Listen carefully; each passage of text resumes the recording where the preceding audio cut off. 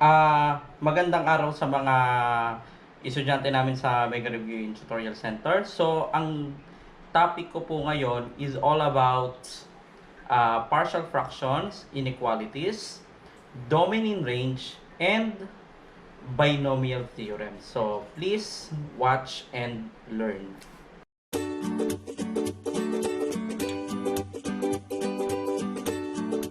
Ko muna sa inyo yung rules kung paano po i-resolve yung isang rational expression into partial fraction. Okay, so look at this first, no? Tingin lang kayo dun sa ating ah tingin lang tayo dun sa inyong video recording. Okay.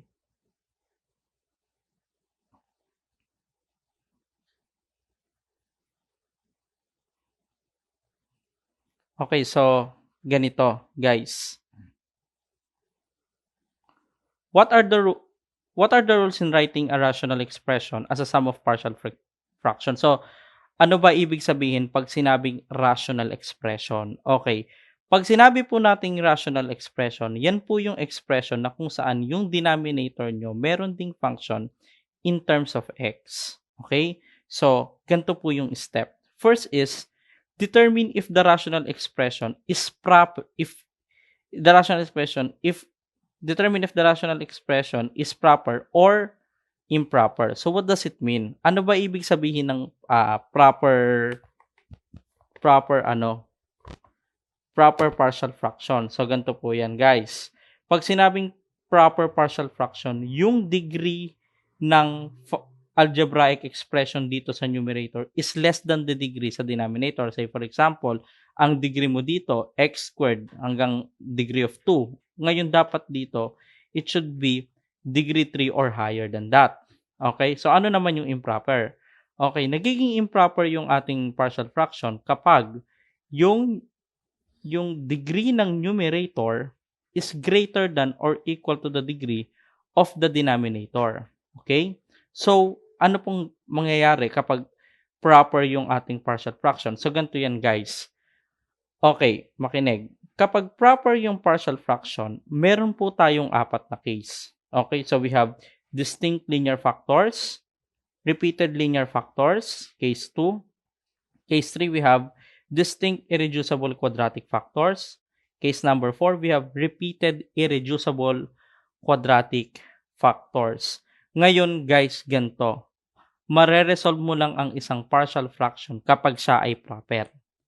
Sir, paano kapag hindi na siya proper? Halimbawa, so, ganito yung mangyayari pag improper. Kapag improper naman yung partial fraction, ibig sabihin, yung degree nito ng numerator is equal to or higher than the degree of the denominator. So, ganitong gagawin nyo. You are going to perform long division first and then express the long division in terms of this form. So, ngayon, kung nakikita nyo tong r over d of x, magiging proper partial fraction na yan, yung part ng remainder na yan. And then, ang gagawin natin, as usual, i-resolve mo na into proper partial fraction. Okay? So, yun po, no? Okay, ulitin ko po para sa mga hindi nakasunod. So, paano tong case 1, case 2, case 3, and case 4 na yan? Sir, parang wala naman po kayo dyan na explanation kung paano nangyayari. So, ganito talaga ang gagawin ko dyan. Magsosolve ako ng problem at habang ako ay nagsosolve ng problem, dinidiscuss ko isa-isa kung paano mangyayari ang mga yan, no? Okay, so tanggalin na muna natin tong screen natin.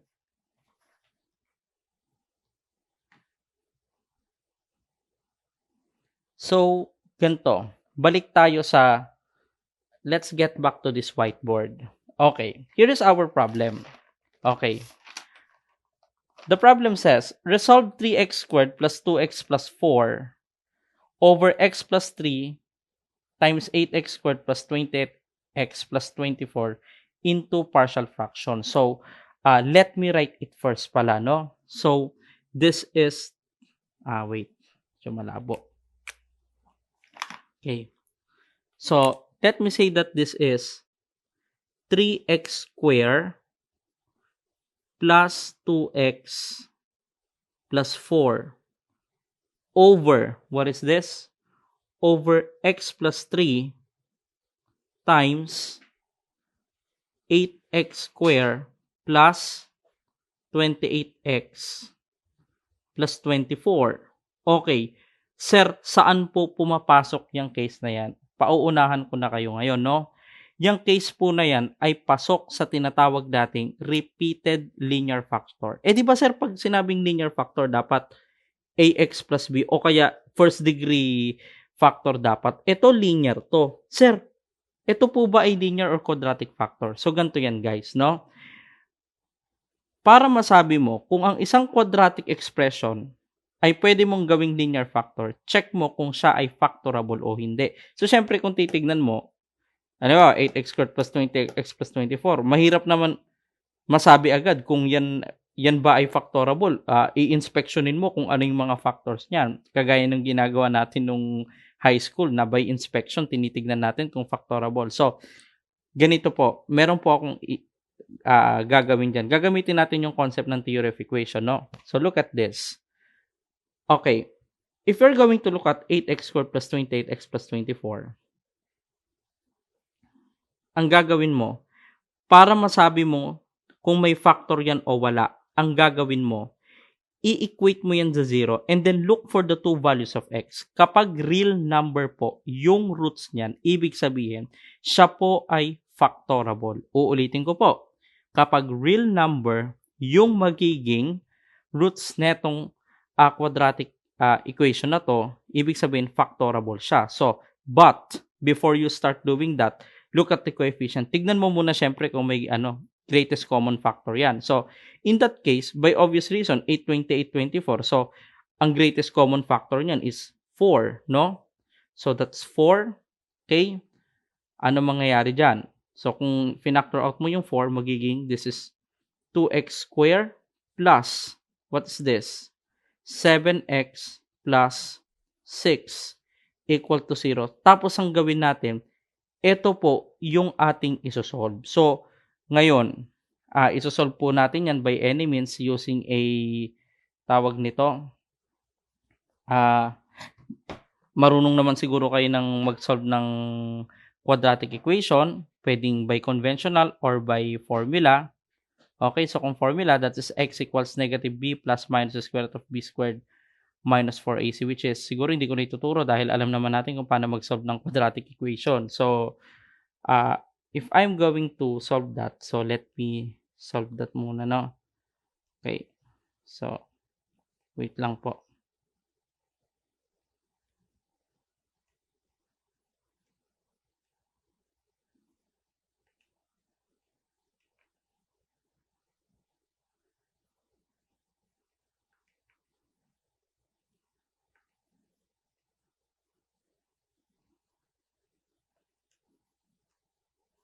Okay, so ito po yung sinusolve natin Bale, yung 2x squared plus 7x plus 6 equals 0, yung values niyan na magiging 0 yan is x is equal to negative 3 half or dalawa yan alam nyo naman yung isa, no? Okay, so or x is equal to negative 2. So, pareho yung solution. So, after mo makuha yan, ang gagawin mo, pag nakuha mo na yung mga roots niyan. So, again, paano masolve itong itong quadratic equation na to, maraming kaparaanan. Alam nyo na sa algebra, by quadratic equation or by any means, di ba? Na alam nyo naman na yun, no? Okay, ngayon, after this, equate mo sa 0. So, paano? Kagaya nitong x equals negative 3 half. Etong x equals negative 3 half na to, pwede mong isulat na, cross-multiply mo doon, you can have it 2x plus 3 equal to 0. Tapos tong x equals negative 2, pwede mong sabihin x plus 2 is equal to 0. That's why mga kaibigan, yung 2x square plus 7x plus 6 is the same as 2x plus 3 times x plus 2. Pero, alam nyo guys, hindi ko naman kayo pinipigilan na gamitin. Halimbawa, by your inspection, kaya mong i-factor kagad to, okay lang din naman. Nasa sa inyo naman po yun, no? Ang mahalaga lang, ma-factor mo siya. Ito'y tip lamang kapag hindi nyo siya pag hindi nyo maisip by inspection kung ano talagang factor nito. So anyway, balik tayo dito, no? So ibig sabihin, itong 3x squared plus 2x plus 4, I can write it as 3x squared plus 2x plus 4 divided by x plus 3 times o ano to, 4. Tapos, yung factor nito is, that is 2x plus 3 times x plus 2. And then, nakikita nyo guys, anong masasabi nyo? So, yung tatlong yan ay linear factors na po. Okay, so, tapos may isang constant. Ano kaya mangyayari dyan sa isang constant? Okay, ganito yan. So, listen muna, no? So,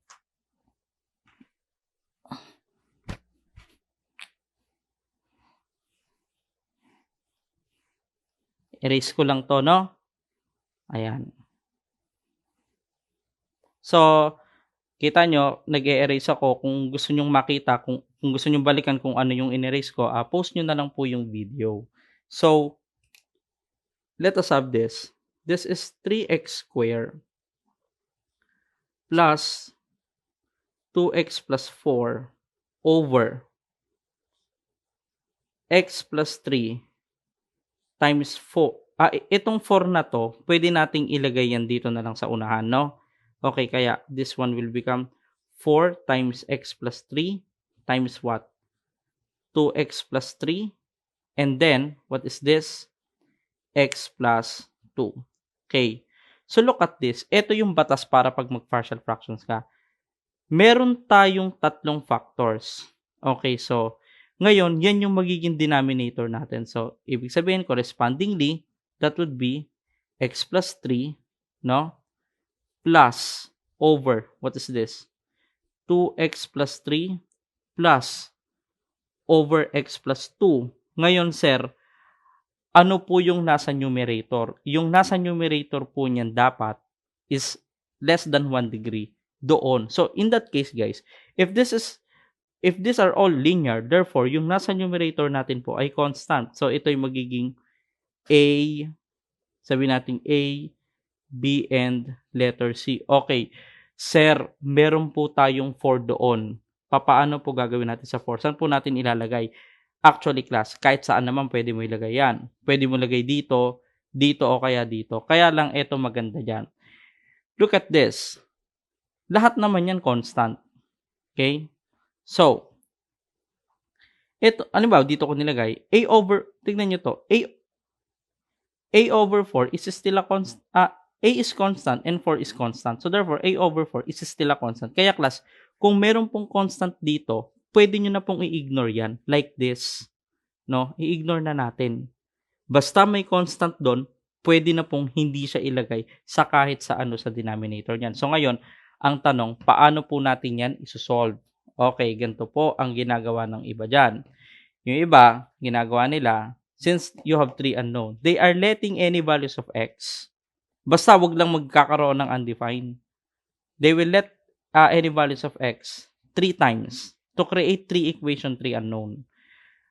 'Di ba? Kaya lang, syempre, medyo matrabaho mag-solve ka pa ng 3 equation, 3 unknown. So ngayon, class, dito sa case na to, which is distinct linear factors. By the way, bakit nga ba tinatawag itong distinct linear factors? Okay, look at this. The reason for that is this one. Ano yung ating linear factor? You have x plus 3, 2x plus 3, and x plus 2. And look at the exponent of this. They are all 1. What does it mean? Ibig sabihin, bawat factor dyan is isang beses lang nag-e-exist dito. So, kailan nagkakaroon ng repeated? So, ganito po yon. Nagkakaroon po tayo ng repeated. Halimbawa, pag ito is square. Hindi ibig sabihin, Halimbawa yan, hindi ibig sabihin na yan ay quadratic agad. Ibig sabihin lang yan, kapag meron kang linear factor kagaya nito, tapos sa labas may exponent ka other than 1, say 2, ibig sabihin, yung x plus 2 nag-exist twice in the denominator. So sa case natin, dahil lahat naman sila ay 1, therefore, all of the factors are distinct and exists only once in our denominator. So ngayon, kapag distinct linear factor, ang pinakamadali para sa akin is by using the elimination of terms. So, paano po yun? So, say for example, you want to solve for letter A. Look at the term na merong A, which is ito, no? So, ang gagawin mo, yung buong partial fraction, say for example, you want to solve this, i-multiply mo sa denominator ng term na gusto mong isolve. So, say, case natin x plus 3. Kasi ang mangyayari dyan, ganito, no? If I were to multiply it by x plus 3, so wait lang, pakita ko, no? So, ito sulat ko muna dito. If I were to multiply everything by x plus 3, so, madidistribute yung x plus 3 dito. So, pakita ko, no? Hindi ang mangyayari dyan, ito, magkakaroon ng x plus 3. Ito din, magkakaroon ng x plus 3. Tapos, ito, syempre, makakancel. At dito, pag minultiply mo yung x plus 3, makakancel po dyan. Okay? So, ngayon, ang gagawin mo, para ma-eliminate tong term na to, you're going to let a value of x in such a way, etong value nito ay magiging 0, eventually canceling these two terms.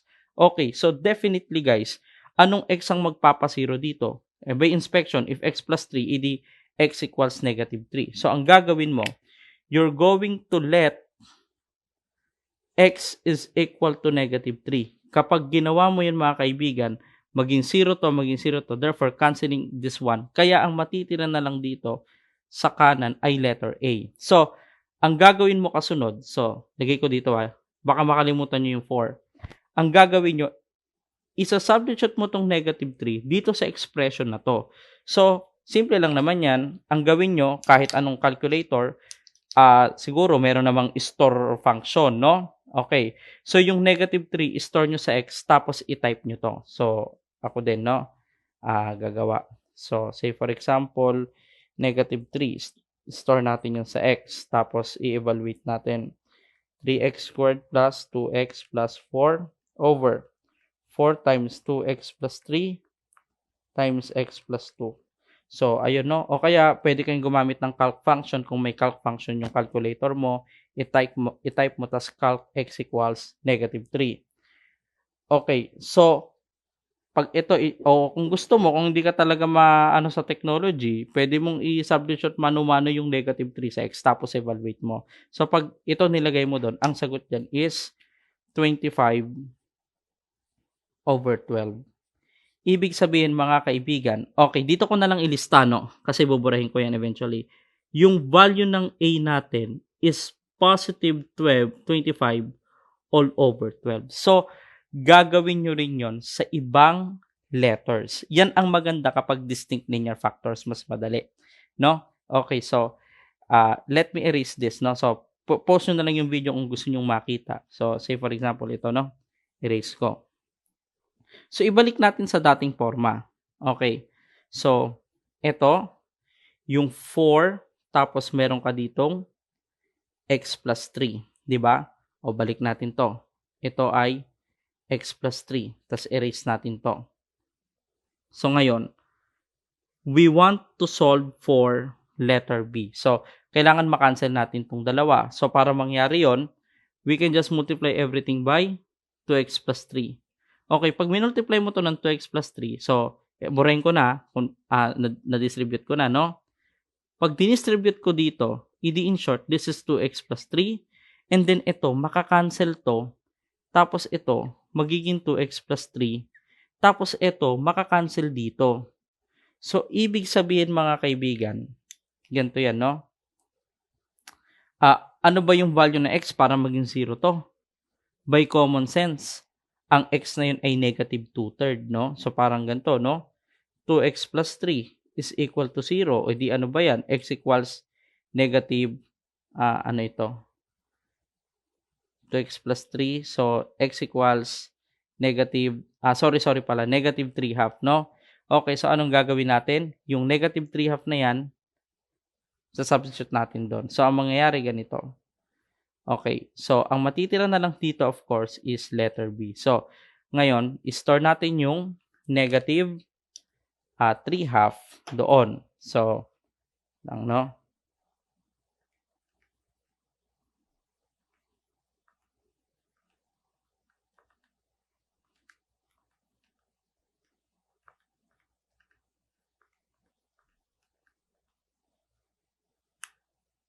Okay. The answer is 31/12. So, therefore, lagay natin dito, ang value ng B is 31/12. Okay. And then, finally, we're going to solve for letter C. So, i-erase ko na to, no? So, ibalik natin to sa dating forma kanina. Okay. So, this is B over, what is this? 2x plus 3. Ito din, no? And then, gagawin natin dito para sa C. Repeat performance. Multiply nyo to ng x plus 2. So, pag minultiply ko ng x plus 2, of course, cancel to. Ito magiging x plus 2. Tapos, ito magiging x plus 2. At syempre, makakancel po ito. By obvious reason, para maging 0 to, gawin mong i-let natin na x is equal to negative 2. So, hindi mangyayari, silang po ang matitira dyan. So, bali ito, looking at this, 3x squared, i-substitute natin yung negative 2. Store natin sa x yung negative 2. Tapos, this will be 3x squared plus 2x plus 4 over 4 quantity x plus 3 times 2x plus 3. Okay, the answer here is C equals negative 3. Therefore, C is equal to negative 3. Finally, we are now able to resolve this into partial fraction. Therefore, balik natin yung kanina, no? Therefore, 3x squared plus 2x plus 4 over, wait lang, yung original, no? Over x plus 3 times 8x squared plus 28x plus 24 is equal to, ano yung nakuha natin sa A kanina? 25. So, this will be 25 over 12. So, ibaba na lang natin yung 12 dito. Times x plus 3. Okay? Plus, positive ulit, no? 31 over 12 multiply by, what is this? 2x plus 3 plus, ano yung C natin? Negative 3, kaya mangyayari dyan, minus 3 over, what is this? 3 over x plus 2. So, finally, this is our answer. So, ito, pag ni-resolve mo into partial fraction, ito po yung sagot. Ito po. No? Okay, so, that's it. Okay, so, pumunta naman tayo dun sa case 2, which is called repeated linear factors. Okay, so, sabi dito, resolve the rational expression 6x cubed minus 2x squared plus 4x plus 9 over x squared times 3x minus 6 squared. Okay, so ganito yan. That is 6. Ano natin? That is 6x cubed minus 2x squared plus 4x plus 9 over x squared times 3x minus 6 square. Okay, sir, paano po naging repeated linear factors ang mga yan? I told you a while ago, nakita nyo dun sa kanina, sa unang-unang presentation ko dun sa may PowerPoint, no? Okay, ang linear factor, dapat ganyan ng form, ax plus b. Sir, paano yung x squared? Ibig sabihin ng x squared, yan ay napakasimpleng linear factor. Yan po ay x lang. Parang ang x squared, pwede mong isulat ng ganito yan eh. X plus 0 is squared. So parang yung x na yan, nasa format din yan ng ax plus b. So, ibig sabihin nun, ang nangyari sa x squared, that is a factor na x siya, tapos na ulit lang ng 2 beses. So, kagaya naman nito, ito, hindi porket square, quadratic na yan. So, ang titignan mo yung nasa loob. Ano ba ito? This is a linear factor. So, ibig sabihin yan, yung linear factor na 3x minus 6, pag meron kang exponent dito na square, ibig sabihin, naulit siya ng 2 beses doon sa denominator. Okay, so paano po nangyayari kapag repeated linear factor? So, halimbawa, x squared. Ang gawin mo dyan, kung ilan yung repetition ng factor, yun yung dami ng factor niya. Yun yung dami ng term. So, dahil x squared to, meron kang 2 term na mabubuo dahil sa x squared. So, paano mo isusulat? Successively. Hindi mangyayari, x muna sa una, susunod, x squared. Paano sir kapag x cube yan? Tatlo, x squared, tsaka x cube. At since ito'y linear pa rin to ibig sabihin lang ng squared yan, x is repeating twice, no? Doon sa denominator. So, that's why this one will become a, this one will become b. How about yung 3x minus 6? Okay, that's so simple. C over 3x minus 6 plus d over 3x minus 6 square. So, yun po yun, no? Yan po yung magiging ano natin, tawag nito, factor. Bale, ganito po, no? Dediretsuin ko na kayo. Kapag repeated linear factor, pwede mo namang gamitin yung elimination of terms.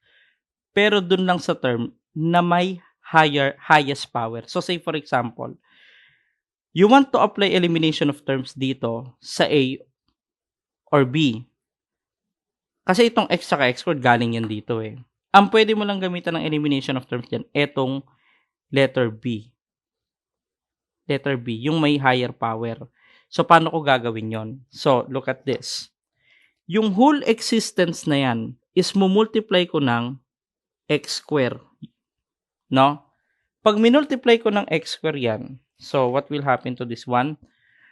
This one will become 6x cubed minus 2x squared plus 4x plus 9 divided by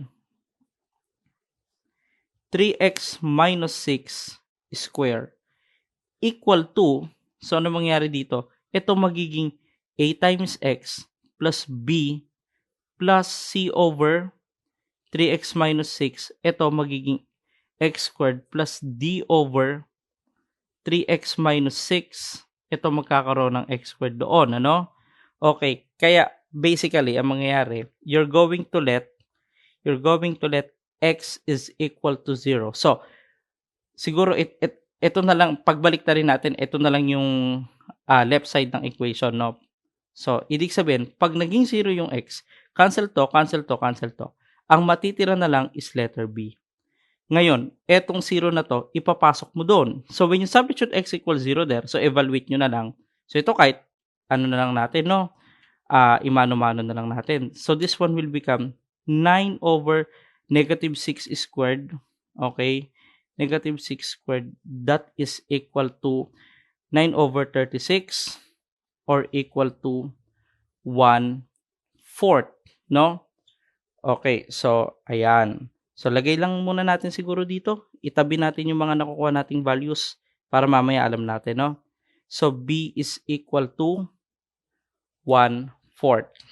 Okay. Ngayon, susunod, nakita nyo itong 3x minus 6. Ang unahin mo dyan, syempre yung letter D kasi may mas mataas na higher power. Teka lang, bago ako pumunta dyan, bakit nga ba hindi pwedeng applyan ng elimination of term tong A? Syempre, hindi kasi pwede yun. Dahil, alimbawa, ginawa mo yun. Alimbawa, ito A over X. Tapos ito, minultiply mo ng X to. Hindi mangyayari, magiging undefined po ito pag sinira mo yung X.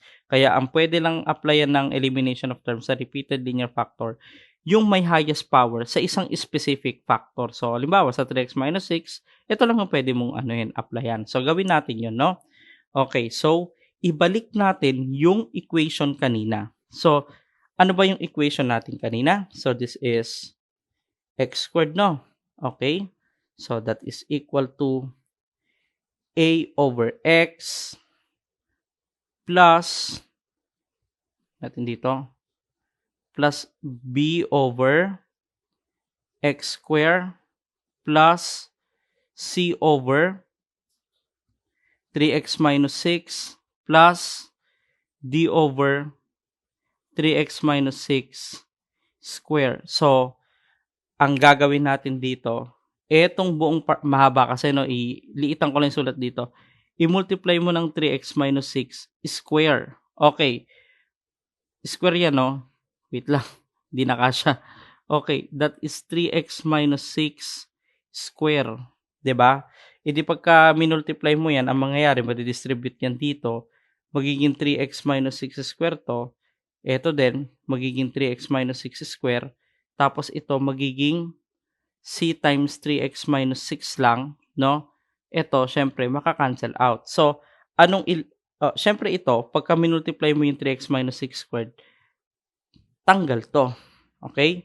So, you're going to let, syempre, para matanggal to, maging 0, by inspection, 2 yan, 3 times 2 minus 6 is, 0. So, let x is equal to 2. So, bale, ang matitira lang dito ay, matitira dito sa side na to? Magiging 0 yung itong mga to dahil dito, kaya matitira dito is letter D. And then, you're going to substitute x equals to here. So, madali lang naman yan. Any kind of calculator, meron namang store function. Tapos, i-type nyo yan. So, say for example, 2 store ko sa, sa x, no? Pagka-store ko, and then, 6x cubed minus 2x squared plus 4x plus 9 over x squared. So, the answer for letter D is 57 over 4. Okay? So, that's 57 over 4. D is equal to 57 over 4. No? Ngayon, ang problema po natin is yung value ng A and C. So, ang gagawin po natin doon sa A and C is simple lang. Ang gagawin, dahil hindi na natin ma-apply ng elimination of term, we are going to let any values of x na 2 beses so that we can create 2 equation 2 unknown. So, ganito. Erase ko muna ito, no? So, paano tayo gagawa ng equation? So, look at this. Since alam mo na yung b and d, gamitin mo na. b is 1/4. So, lagay natin dito. So, magiging 1 over 4x squared. How about d? 57 over 4. That's why it will become like this, no? Okay, 57 over 4 times 3x minus 6 square. So, ang hindi mo na lang alam is yung value ng A and C. So, ito na lang siguro yung gawin kong right side. So, anong pwede kong i-let? Siyempre, bawal 0. Kasi pag siniro mo yan, undefined to. Siguro 1 pwede. Okay, letting x is equal to 1. Ano mangyayari? So, hindi mangyayari dyan. This will be a over 1 plus 1 over 4 times 1 square plus c over 3 times 1 minus 6 plus 57 over 4 times what? 3 times 1 minus 6 square equal to, so substitute mo na yun doon. So, store mo siguro, gawin mo na lang, 1, store mo sa x. Anyway, lahat ng calculator na nilist ng PRC, meron pong store function, tapos calculate. Madali lang yon, no? Okay, that would be, okay, store natin yung 1. So, this is 6x cubed minus 2x squared plus 4x plus 9 over x squared times 3x minus 6 squared. So, the answer is 17 over 9. Okay? 17 over 9. So, yung 17 over 9, ito yung value ng function ito when x equals 1. So, ito gawin mo to. So, add mo to. So, this will be a 3 minus 6 negative 3. So, a minus c over 3. Tapos, ano mangyayari? Ito, tsaka to, ipag-add mo na. So, that's 1 over 4. So, 1 squared is 1 eh. Kaya 1/4 na lang yun. Plus, what's that? 57 over 4 times 3 minus 6 is negative 3. So, that's negative 3 square. So, the answer is 11 over 6, no? Okay. So, lagay natin dito. So, that is 11 over 6 equal to 17 over 9. Okay, so ibig sabihin mga kaibigan, ayusin natin to, a minus c over 3 is equal to, what's this? 17 over 9 minus 11 over 6. You have 1 over 18. And then after that, siguro multiply mo na lang to ng ng 18 ano. So ano mangyayari doon? Eh di magiging, syempre ito magiging 18a minus 6c is equal to 1. So this will be our equation number 1. Okay? So lagay natin dito kasi gagawa pa tayo sa equation. So erase ko na to kasi total nandoon naman na sa nandoon naman na sa equation natin. So nandoon naman na yung value ng c and d. Ang problema na lang natin yung a and c. So this will be 18a minus 6c is equal to 1. Okay, ngayon we have to create another equation. So erase ko to, no? So i-post nyo na lang yung video para makita nyo. So erase ko na, no? Let's erase this one. Okay, so hindi tayo pwede mag-let ng x equals 2. Eh kasi pag 3 times 2, undefined to. Pwede bang 3? Oo, pwede. Kahit ano, basta wala lang undefined. So, syempre, susunod na number na yun eh. So, yun na lang. Let x equals 3. Letting x equals 3, this will be a over 3 plus 1 over 4 times 3 square plus c over 3 times 3 minus 6 plus 57 over 4 times what? 3 times 3 minus 6 square equal to, so ito, substitute natin yung x equals 3 dyan. So, 3 store natin sa x, and then, that will be 6 alpha x cubed minus 2 alpha x square plus 4x plus 9 over x squared times 3x minus 6 square, no? The answer is 55 over 27. So, this will be a over 3. Okay, so ito kasi 3 times 3 is 9 minus, so 9 minus 6 is 3. So, plus c over 3, ano to? Plus, i-plus natin to, tsaka to. So, that's 1 over 4 times 3 square, okay, plus 57 over 4, what's this? 3 times 3 is 9, no? 9 minus 6 is 3, no? 4 times 3 square, no? Ayan. So, that is, what's this, no? 1 over 4 times 3 squared over 57 times 4.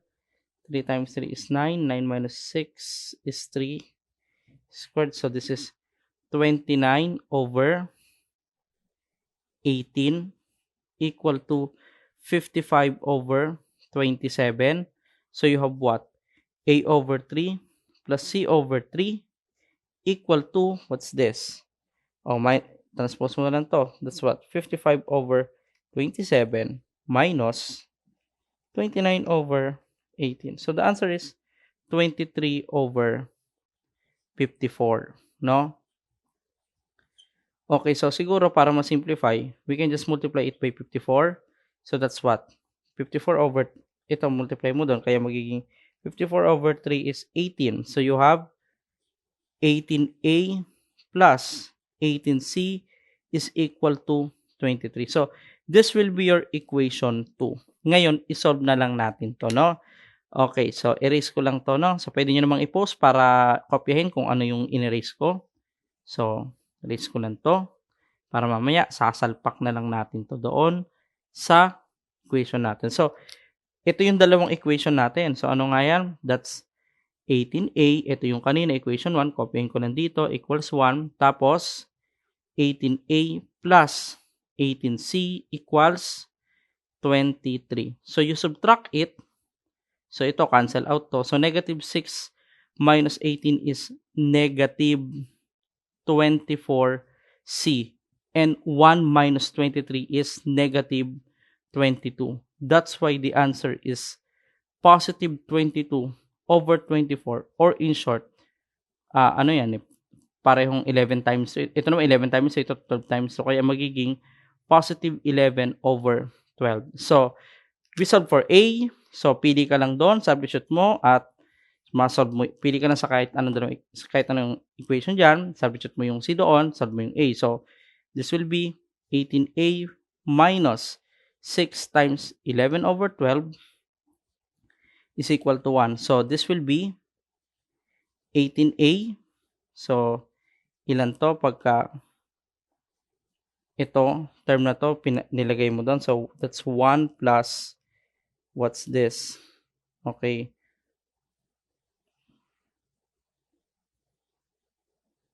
One plus 11 over 2. Okay, so that's what? That's 13 over 2. Therefore, the value of A is, what's this? 13 over 18 times 2. That's 13 over 36. Okay? So, lagay na lang natin doon. Ano ang value ng A na yan? That's 13 over 36x. Tapos, ano yung C? 11 over 12. So, this will be your partial fraction. Okay? Okay, so let us move on to case number 3, which is distinct quadratic factor. So let's say you have resolved the partial fraction x squared minus 4x plus 6 times x plus 1 times quantity x squared plus 3x plus 4. So say for example, you have this x squared minus 4x plus 6 over x plus 1 times, what's this? X squared plus 3x plus 4. So, ngayon, ito yung aking tanong. Yung kanina, tanong ko lang, bakit yung kanina ang ginawa natin, finactor out natin into two linear factors? Ang tanong, dito ba pwede yon? Okay, to determine, di ba kanina, diniscuss ko, to get the factor of quadratic expression, okay, inequate natin sa 0 and we solve for letter x. At masasabi nating factorable siya kapag yung value ng x is a real number. So, di ba, look at this formula. Di ba ang formula natin para makuha yung value ng x is this quadratic equation, no? Over 2a. Ngayon guys, nagiging real number lang naman yung x kapag yung b squared minus 4ac ay positive. So, pag nag-negative to, of course, the square root of negative number is not a real number, imaginary, no? So, ngayon, check natin. What is b? So, that's 3 squared minus 4 times 1 times 4.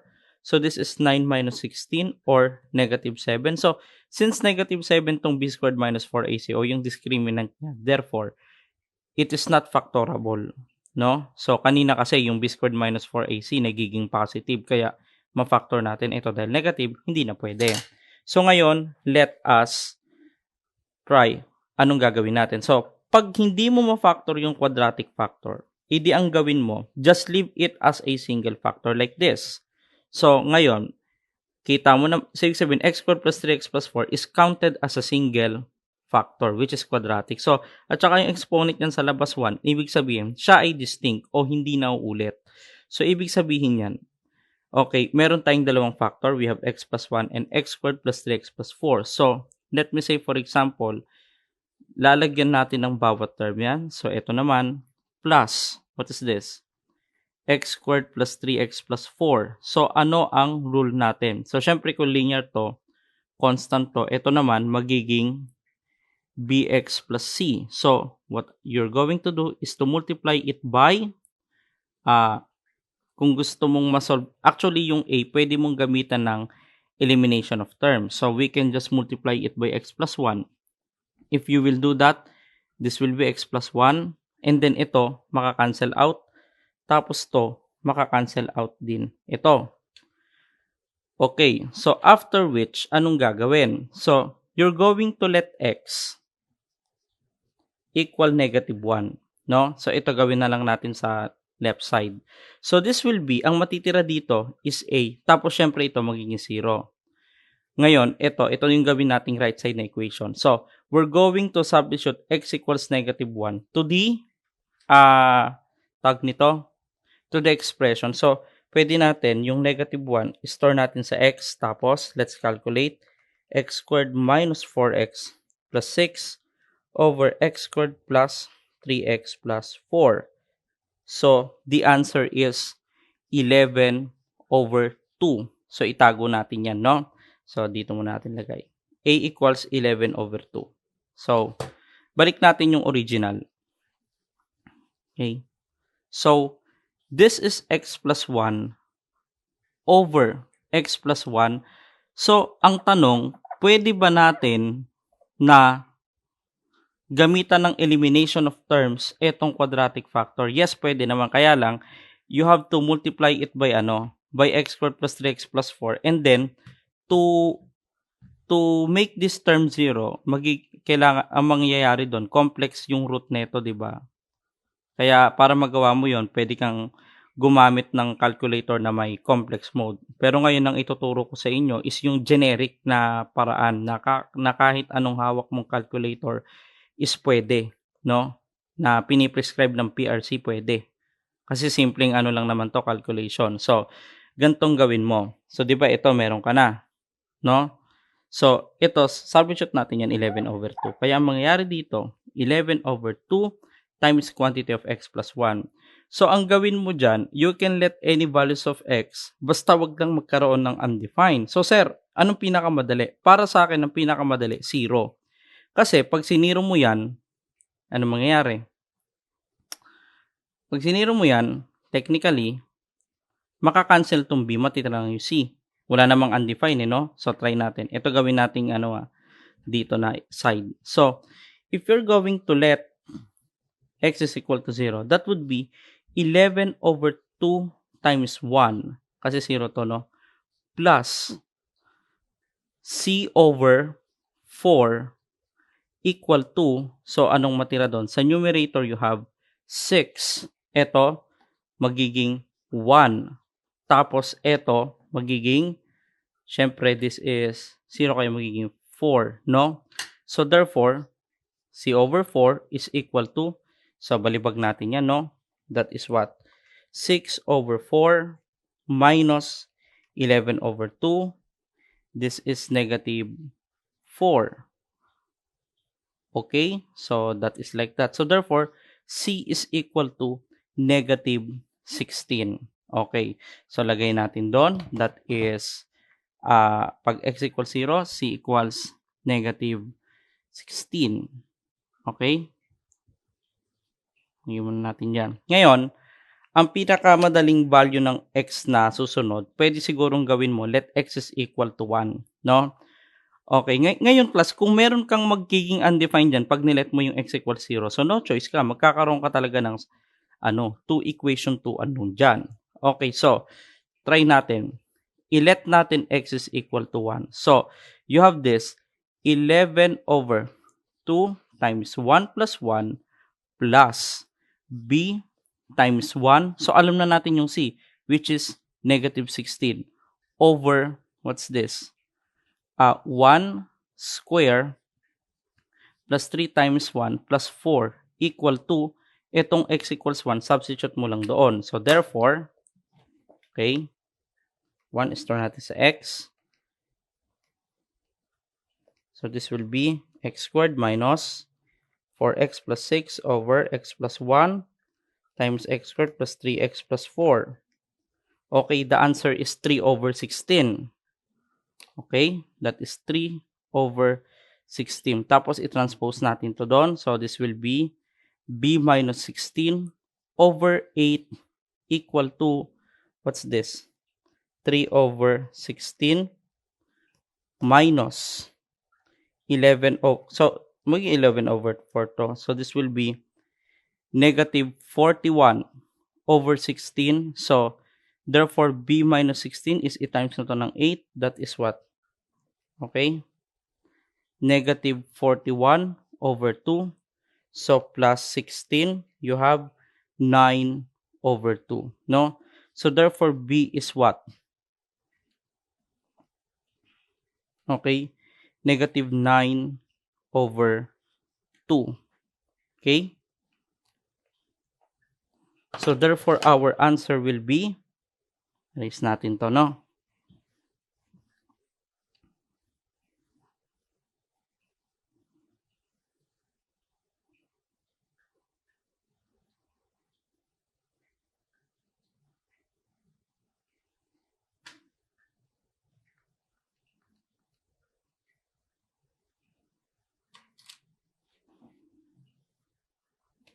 Okay? So, you have x squared minus 4, equal to, diretso na natin, 11 over 2 times x plus 1, okay, plus, what's this? Ito, negative 9 over 2 yung nakuha natin dito, minus, x minus 16 over x squared plus 3x plus 4. So, pwede nating ilabas yung negative dyan. So, this will be like this. So, ito, pwede nating isulat to na ano, para mas madali, negative 32 over 2. No, kaya magiging minus 9x plus 32 over, what's this? 2 quantity x squared plus 3x plus 4. Okay? So, ayan po.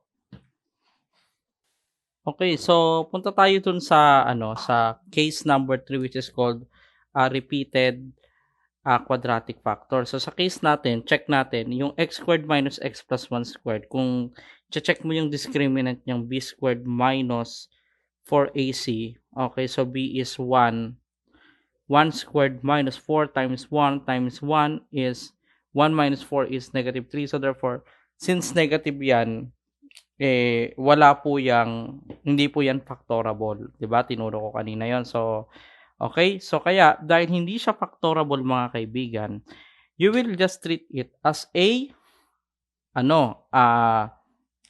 you will treat it as a repeated quadratic factor. So, ang mangyayari po dyan, this will be x squared plus x plus 1 plus, okay, what's this? X squared plus x plus 1 is squared. So, this will be ax plus b.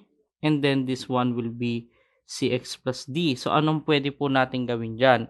Pwede po tayong mag-generate dyan ng 4 equation for unknown. So, we can just what? Basta wala lang magiging undefined. Sabihin natin, let x is equal to 0. So, when you let x is equal to 0, ano po mangyayari dyan? So, unahin na lang natin itong una. So, edi magiging dyan?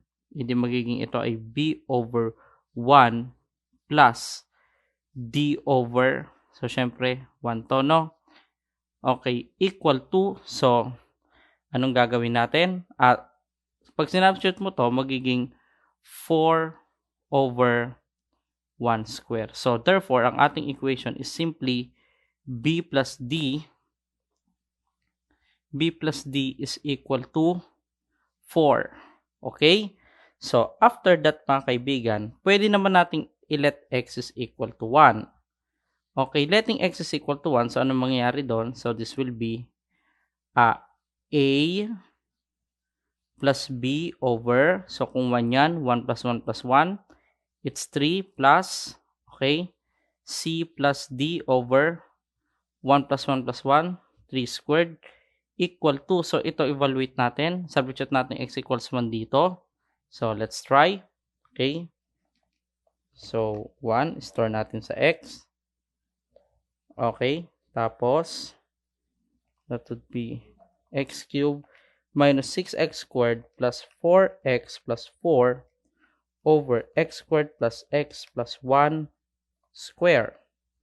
Okay. So, the answer here is 1/3, no?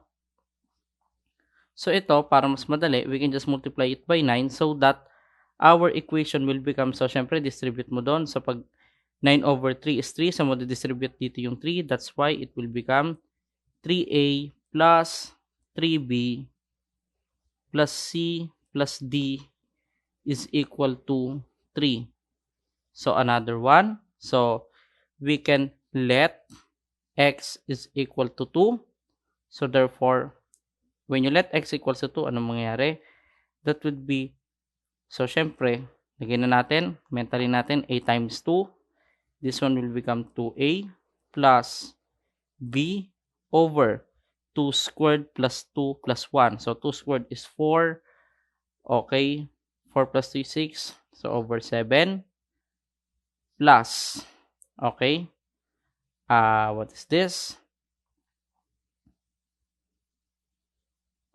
This is equal to 2c plus d over, of course, magiging ito ay 7 square. So, equal to, so, ayan, no?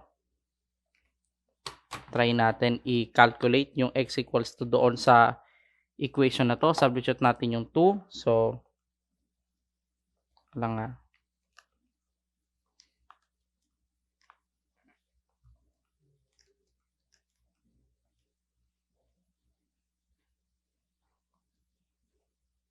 So, this is negative 4 over 49. So, we can multiply it by 49. So, if you multiply it by 49, what will happen to our equation? So, syempre, ito is magiging 7. Kaya ito ay magiging ano, no?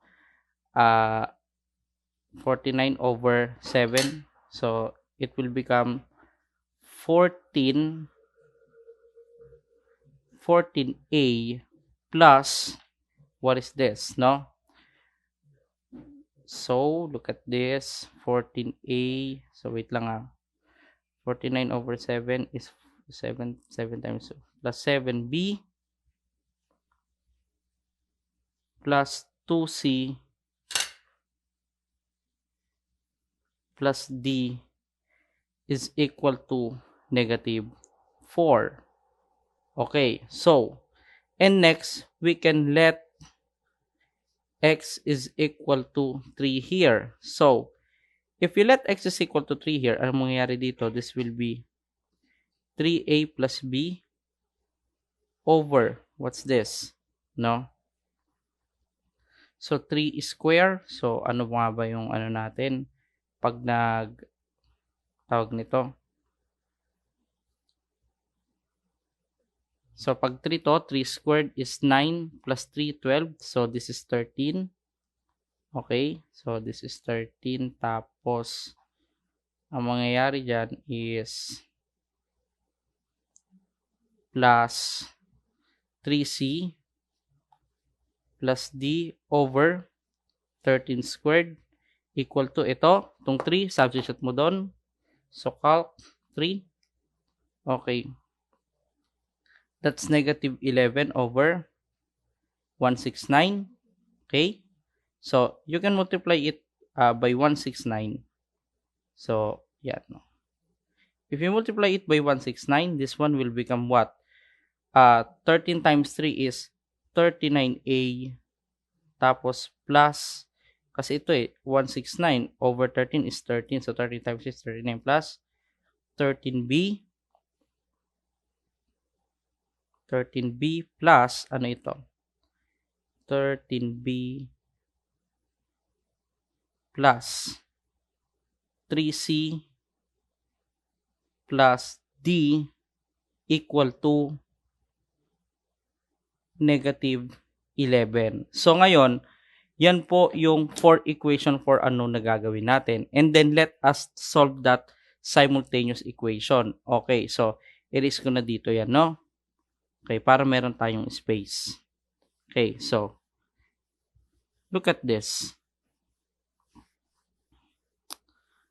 Since we have four equation for unknown, okay, you better look at this, no? Pwede natin gawin yung 3 equation 3 unknown. By looking at this, we can simply say here that D is the same as 4 minus B. Tapos, etong D sa substitute natin dito.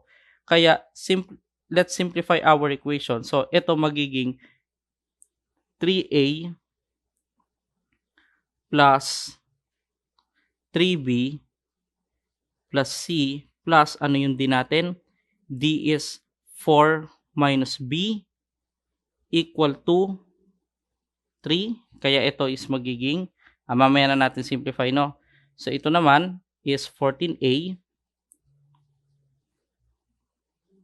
14A plus 7B plus 2C plus 4 minus B equal to, what is this? Negative 4. Okay, and then, afterwards, ito naman, this is 39A plus 13B plus 3C plus 4 minus B equal to negative 11. So, let us, tawag nito, equal natin. I-simplify natin. So, yung ating 3 by 3 equation will look like this, no? Okay, this will be 3A. So, ano ba to? 3B minus B is plus 2B. Okay? Plus C equal to 3 minus 4 is negative 1. And then, this one will become what? 14A. Okay? 14A plus 6B plus 2C equal to negative 8. Tapos ito, 39A plus 12B plus 3C equal to negative 11 minus 4 is negative 15. So, pwede mo na lang i-input yan sa calculator, yung mga coefficients niyan dito sa equation mode. So, dapat ganyan yung format. Coefficient tapos constant. Hindi bali mangyayari dyan. So, labas natin yung calculator natin. This will be, punta tayo sa equation mode. Okay, tapos, okay, nasan dyan? Yan yung number 2 dyan, no? Yung 3 equation 3 unknown. So, ano yan? That's 3, that's 2, that's 1, that's negative 1, 14, 6, 2, negative 8, 39, 12, 3, and negative 15. Okay, so the answers are, okay, A is equal to 1. Kita nyo yan. B is equal to negative 7. And C is equal to 10.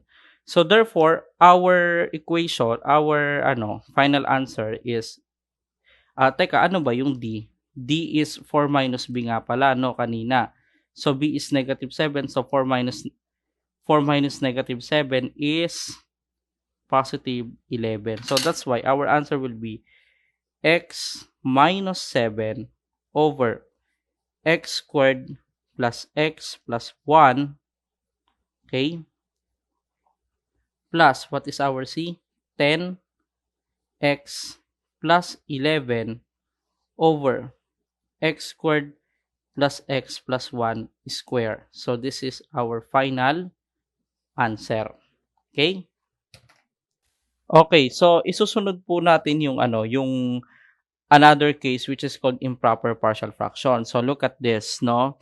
Yung kanina mga example natin, puro yun puro tawag nito, puro proper yun yung degree ng numerator is less than the degree of the denominator. So, halimbawa, let us resolve 6x cube, okay, minus 7x square minus 16x plus 27 over, okay, 6x square minus 7x minus 5. Okay. So, ngayon kung mapapansin mo, yung degree ng numerator is 3, tapos yung degree ng denominator is 2. So, I told you before, unang-una pa lang, kapag ganyan po yung case, is you have to perform first a long division. So, say for example, this is 6x cubed minus 7x square minus 16x plus 27, okay, divided by, no? Divided by 6x squared minus 7x minus 5. So, 6x cubed divided by 6x squared is practically x. So, itong x, multiply mo doon. X times 6x squared, that is 6x cubed, no? X times negative 7x is negative 7x squared. Tapos, x times negative 5 is negative 5x. Okay? So, you have to subtract this, minus. So, cancel to kasi pareho lang naman yung 6 saka negative 7. So, by the way, ito, negative 16 minus negative 5 is negative 11x plus, bring down 27. So, syempre ito, negative 11x divided by 6x squared, ay, hindi na, na siya, proper partial fraction na siya, no? So, ibig sabihin, since ang degree nito is less than na doon, meaning, ito na yung ating remainder. So, therefore, we can rewrite this in terms. So, ito yung quotient natin, no? So, we can rewrite it as quotient, so which is x plus, what is this? Okay. So, negative 11x plus 27. So, divided by, what is this? Divided by 6x squared minus 7x minus 5. Okay? So, ngayon, paano natin kukunin yung ipa-partial fraction? So, ito na yung sinasabi ko. Itong part na yan, yung magpe-perform ka ng partial fraction, kagaya dun sa proper. So, let us erase this. Ngayon, ang tanong, yung 6x squared minus 7x minus 5 ba ay quadratic factor? We don't know unless we solve for the roots. Let us check. 6x squared minus 7x minus 5. So, again, wala ka namang ifa-factor dito, no? Kagaya ng ginawa ko nung unang-una. So, diretso muna. So, you can solve it by any means, by quadratic equation or by your calculator. So, ang sagot dyan is, wait lang. Solve ko muna, no?